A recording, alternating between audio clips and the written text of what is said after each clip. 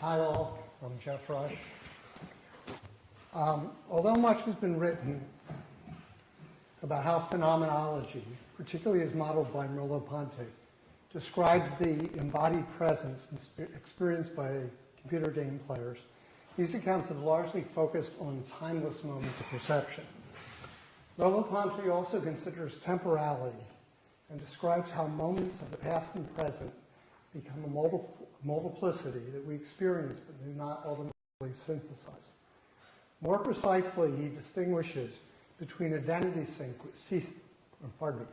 synthesis, which he rejects as suggesting Augustine's holding of the past, present, and future, and transitional synthesis, in which temporal predictions, as he puts it, issue from one another.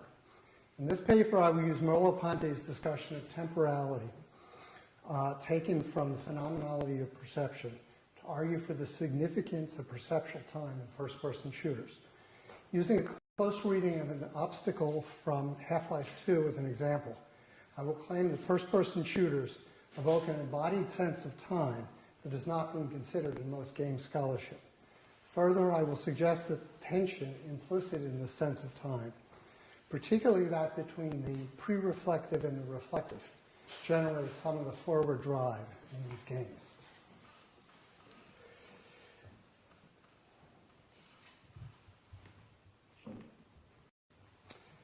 Merleau-Ponty identifies our perceptual contact with the other as a situation. In more familiar situations,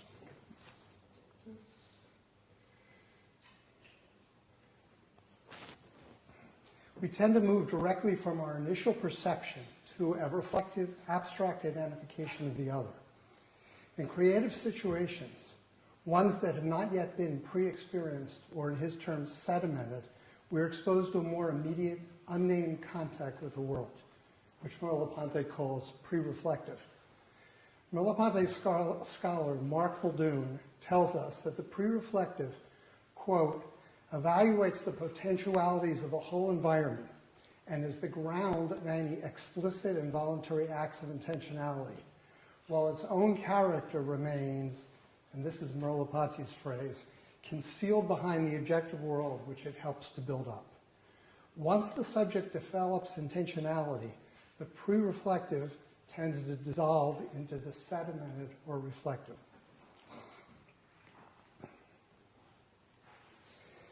Merleau-Ponty ties this dissolving into his understanding of temporality. Building on Husserl, he notes that, quote, time is not a line but a network of intentionalities, and then uses this diagram, which is taken from Husserl, to demonstrate how we connect moments of consciousness through retention. He describes it this way, quote, with the arrival of each moment B, its predecessor A undergoes a change. I still have it in hand and it is still there, but already it is sinking away below the level of presence. In order to retain it, that is A prime, I need to reach through a thin layer of time. If we imagine A as the first moment in which we encounter a creative situation, then it is mostly pre-reflective. Although perception does not move in a purely linear progression, we can broadly imagine B and C as being progressively more reflective. Over time, the perceiver's intentionalities focus and act as a form of selection. They retain certain aspects of the pre-reflective while discarding others. The intentionalities seek, but always fail to overcome the otherness of the perceived other.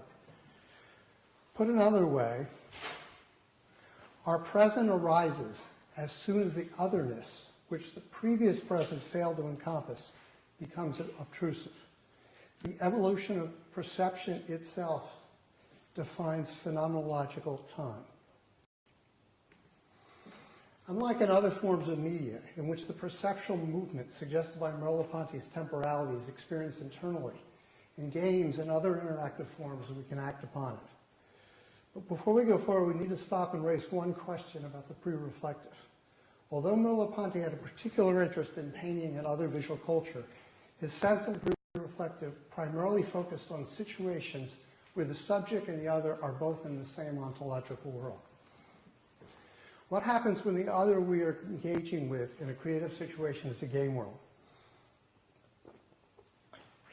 How do things change when we examine the pre-reflective in the context of a cultural artifact like computer games that bring with it several decades of sedimented history? These are important issues which I will not have time to address in this paper. And all those caveats raised still do not dilute the fact that one of the pleasures of playing a video game is that moment when we turn a corner or emerge from a tunnel and come upon a new game space. It represents the most, quote, creative situation we face in a gameplay, one closest to Merleau-Ponty's pre-reflective situation. At that moment, we have not identified the implied space as a series of obstacles that pose specific problems to our advancing, but rather we experience as the ground of any explicit and voluntary acts of temporality.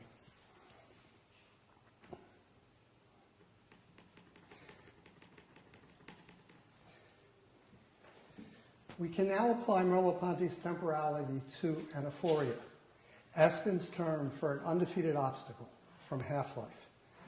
In this case, under fire from two APCs, I must find a way to have my avatar drive his airboat through a line of closely spaced pilings in order to escape.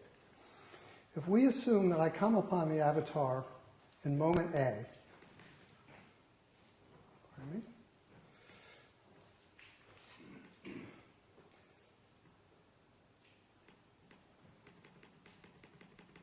if we assume I come upon the avatar in moment A, there will be a succession of subsequent presents.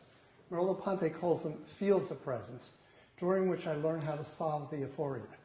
At least in puzzle-based aphorias, such as most that are found in Half-Life 2, the subsequent moments chart a path from more pre-reflective to more reflective moments. So in our Half-Life 2 example, I round the bend on the airboat, pass an overturned tug, and see this pre-reflective world. Even if this moment of pre-reflective perception were not shifted to the past by the lapse of time, it would be displaced by the fact that as soon as I round the bend, I am fired upon by the APCs. In addition to the natural short temporal duration of pre-reflective perception, well-crafted games play against our ability to savor these moments by imposing immediate threats to our lives. The gunshots instantly terminate any meditation, causing me to choose among the many intentionalities the pre-reflective potentially suggests, picking those that most protect my life. In the easy combat setting, I'm able to neutralize the fire by blasting away the tanks, but in the hard mode, I may choose to perform under fire. As I get deeper into the space, the reflective replaces the pre-reflective as I calculate the openings between the pilings and head for the protection escape under the dock. Unfortunately, when I get there, I discover the airboat will not fit between the pilings. We can call this moment A. My memory of the perception of the pilings from a distance, moment D, where I thought I could feed in there, becomes moment D prime. In frustration, I return back to the position I originally occupied in moment D, looking at the pilings from a greater distance. My perception in the original moment D seemed largely reflective when I first experienced it, because I judged the space between the pilings to be wide enough to enter. But now I realize that perception still had something pre-reflective about it. Although I can return to its position, I cannot return to its initial innocence. Consider the new moment F, with the previous moments now becoming E prime and D double prime. Although moment D originally seemed highly reflective, it turns out to be less so in contrast to F, because F no longer contains the same level of creative possibilities. Although F still holds within it the possibilities originally suggested by the perception of D, these are constrained by the presence of the limitations experienced in moment E. That is, I can see the pilings as I once did, moment D, but I cannot remake my subjectivity to perceive them without the sedimented structure that I now carry from having experienced them up close, moment E, and realizing that it cannot be penetrated. Of course, if this moment E, lacked all creative possibilities, the situation would have been entirely sedimented and I would never have escaped this euphoria. Moment F confirms my initial pre-reflective impulse had been right. I have to get through this pilings. There is no other possible way, and causes me to ultimately work through it. The process is iterative, a constant drawing of intentionalities out of the pre-reflective, a testing of them, and then returning back to the pre-reflective for new impulses. The pre-reflective becomes more limited on each return because the testing reduces the possibilities it contains. But the limitations serve to further focus my subsequent reflective actions. Creative situations, the field of presence is not initially sedimented, and our perception is more open to the pre-reflective, the otherness of what was perceived before we actually develop intentionalities towards it. By the time we develop these intentionalities, the perceptions of the pre-reflective have been displaced into the past. Yet the pre-reflective conditions how we understand our intentionalities. This creates a sense of ambiguity that Merleau-Ponty finds endemic with all experience. The two, the pre-reflective and the reflective, uneasily juxtapose and become the transitional synthesis. What makes this particularly interesting in computer games is that because interactivity gives us the opportunity to recapture our spatial positions, it demonstrates by contrast our inability to recapture our original temporal ones. But since the reflective contains within it traces of the pre-reflective, we can learn to access them to constantly recreate possible new solutions to the euphoria. This juxtaposition serves to highlight Merleau-Ponty's conception of the lapse of time.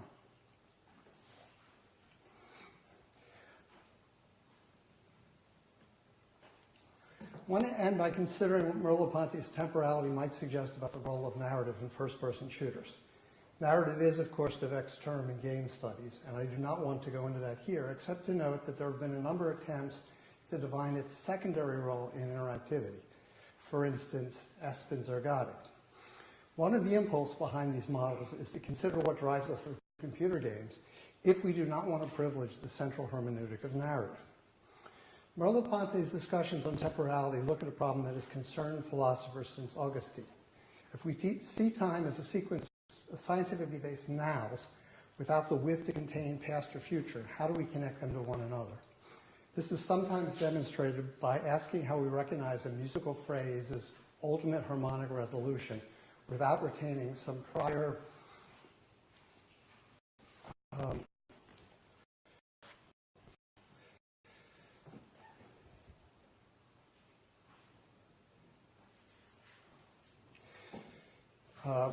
sense of its harmonic structure. Augustine famously tried to address this by imagining a distension protension, a thickening of time, so that we could hold simultaneously the past, present, and future, sometimes called the threefold present, or what Merleau-Ponty calls an identity synthesis. Merleau-Ponty rejects this as intellectual or psychological reading of time for the same reading that he rejects the idea of scientifically based nows, because it reinforces the very dualism that he is challenging. Instead, he proposes a moving sense of the present that constantly redefines the past and future. To Merleau-Ponty, subjectivity itself emerges from this temporal procession. The pre-reflective contains an abundance of possibilities which over time the subject progressively organizes, creating an increasingly narrow field of present as the subject's intentionality gains focus.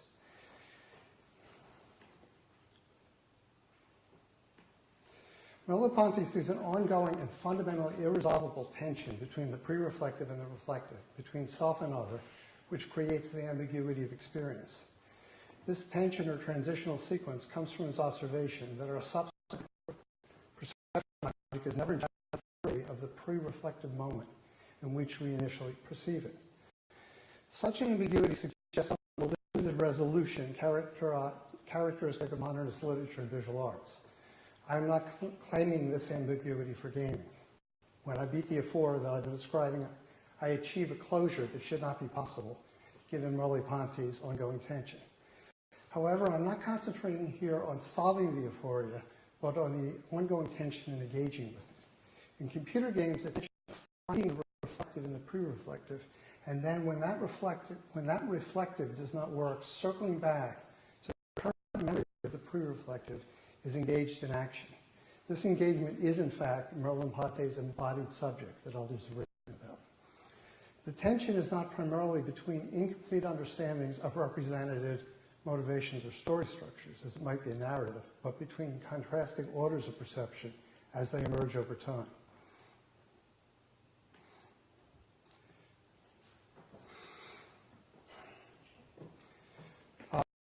Some scholars have missing the tension between the subjective and the objective sense of time that they see as so central to film narratives.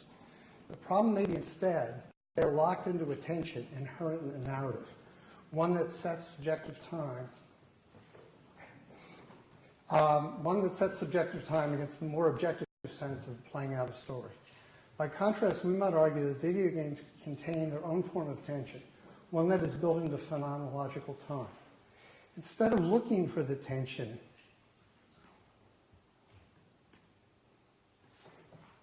between subjective against subjective time, we may find that video games privilege the interplay between the reflective and the pre-reflective, the emergence of subjectivity over time, evoking a different but equally compelling and evocative sense of drive. In that way, we may suggest the push to action in video games does not fundamentally draw a narrative, but in the desire to engage what is implicit in the pre-reflective. And if that does not solve the aphoria, the stepping back, the attempting to recapture the possibilities inherent in the increasingly diminished pre-reflective, and finding yet another way forward.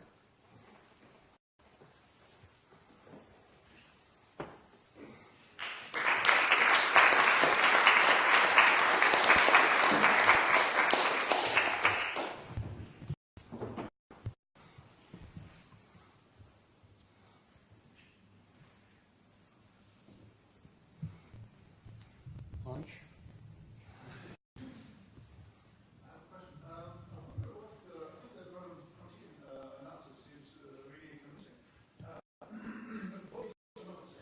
Right. Half-Life 2 has this interesting option of saving. Right. And so you can always stop time whenever you want. Right. Back in time whenever you want. So maybe it's sort of reversing Merleau-Ponty in the way that we're looking forward to many different futures or many different conceptions of meta.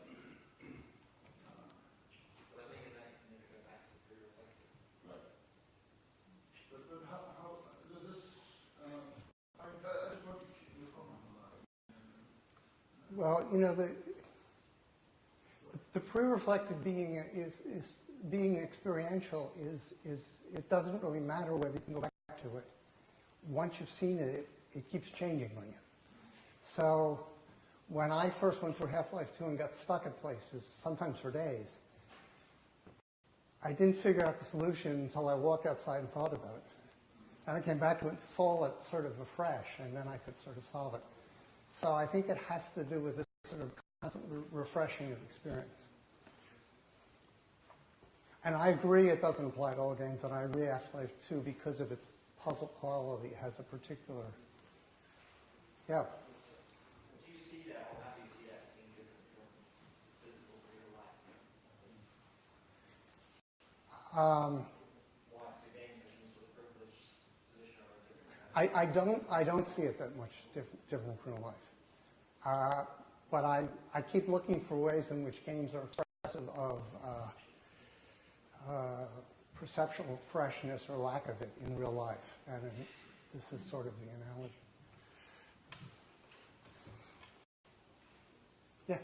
It strikes me that, just even about first person shooters more generally, that there are more to me instances where sort of a sedimented reflective is very much the norm and not really the refreshed pre-reflective, as we would say. If I think of hardcore gamers, the way that they really, what they perceive, what they apprehend of the situation is at the same moment, just happens at such a slip of the moment that you say there is no real enormous amount of ratiocination going on. So this is very sedimented, habituated, very automated.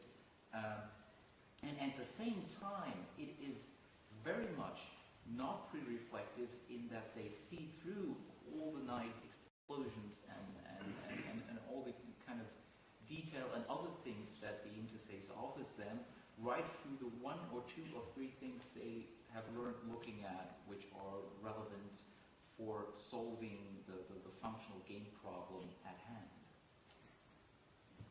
They're just looking at it and seeing, okay, here's my opponent, here's what I got to do. And so at the same time, you have this very much already reduced and reflective view of that, but that kind of reflection is very sedimented already. In Half-Life? No, or in the way that in many, many hardcore games, like with many professional activities, where they very, very quickly apprehend in a very reflective manner the situation at hand. I come from a media studies background. One of the things I'm sort of struck with in this conference is that the distinction between how representative events are shaped to focus how we engage them is not talked about so much. And I think another way to approach this would be to say, look, this is a cultural artifact. This is a learned response. And the notion that this could be looked at pre-reflectively at all is maybe impossible because this exists in an intellectual environment. We understand how to engage it because of our experience playing it and because of all the other things we've seen that we associate with it. I think that's fair to say and would be fair. The thing I like about Half-Life is that because it isn't quite as visceral and reactive as some shooters, but you sort of have to think your way through it. There are more opportunities for things to sediment as you keep coming back, try to keep coming back to the pre-reflective and refreshing it. And so you have to experience how you re-engage that sedimentation to get through it in a way that I'm not sure you do in more reflexive kind of games where you are operating kind of more intuitively. Or let me rephrase that. I would be very much interested in a phenomenological account of how exactly that kind of hardcore gaming experiences come out. Yep. Give me a phenomenological account, not Yeah. now, of that as well. Yeah. And Henry can help us. Yeah. I think we should make even more use of traditional philosophy and apply them on computer games. So I like this hint on, especially on Merleau-Ponty's theory of time, which is not mentioned that often. So, my question would be is, would you agree that Merleau-Ponty's Husserl's idea of time applies much better to linear computer games than to real-life time experiences? Because this would be interesting. I think it's more focused in a particular nonlinearity of computer games that allow you to circle back and recapture things. But I think subjectively, I also think it's quite a rich underpinning to experience, because I think it asks us to think about how we originally perceive things and try to recapture that.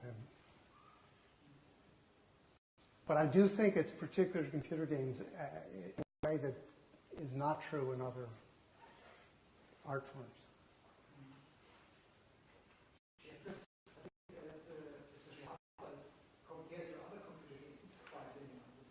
Yeah, no, that's true. It's, So I think that this idea of how, even though you go back and forth in time, right. intentionality, what is constructed by that is a linear. Yeah, no, you're right. That's fair. And this is very much these kinds of shooter games Right. we're talking about. Right. My problem is I can only worry about the games that I can beat, and there are very few of those. One thing I find interesting about Merleau-Ponty's work is this idea of indeterminate perception. Indeterminate perception, pure perception. Right. I was wondering whether that is even possible in computer games when they are wholly designed and the player knows that. That's a good question, and I don't know. I mean, that's the mediated question. You know, for instance, in the screenshot I put up there, you can analyze the visual design of that frame and how it organizes our perception, you know, down to every element in it. And so the idea that the player is really experiencing a true reflective moment may be problematic since it's prepackaged in so many ways. Would that differ then from, say, a paintball arena? Would that differ from a paintball arena? I'm wondering. Yep. The design, Yeah. But the granularity obviously is Yeah, yeah. Maybe there's also something to say about the relative narrowness of channels of communication and perception. Yeah. It would be interesting to see if it is applicable. I think it's a really rich avenue of exploration for us. Yeah. I'm writing a paper for the Society of Cinema and Media Studies, which looks at the question of mediation in computer games. So, just a short comment or follow-up. Did you say that there might not be indeterminate perception in computer games because it's all Right. Would you say, I mean, any space I could enter, Yeah. I might experience a indeterminate perception. Would you say that that space It's prepackaged. actually Absolutely. So the indeterminateness of the perception Yes. is something subjective, has to do with my subjectivity as I enter the situation. And exactly the same thing could occur in regard to computer games. I agree the world is prepackaged, but I think that, say, your positioning in watching a two-dimensional screen that purports to represent three-dimensional space is a much more determined positioning than all walking around this room would be. And so our real-life experience is to a real degree less prepackaged. But still yes. And I mean, I'm just thinking of that diagonal going up there, as you said that. Okay, last question actually. It's just a very short comment about, I when you think about the comparison within an MMO, between Right. experiences within an instance, where Yeah. it can be such a relief without other players, you know, you Yeah. can stand there and figure out exactly what each Yeah, one yeah. does, and take your time, especially Yeah. if you take your higher level character Yeah. and sort of figure out how the instance works. Right.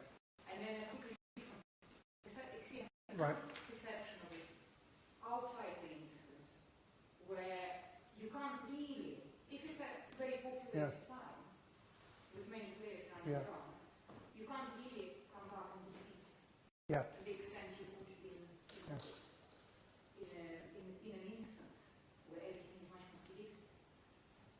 Somebody came just before you and half the moves, but not the others. The respawn rate.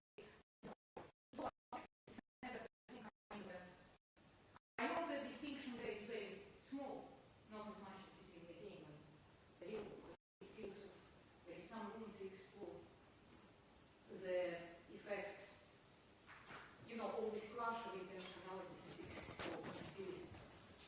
Yeah. Repeatable experience.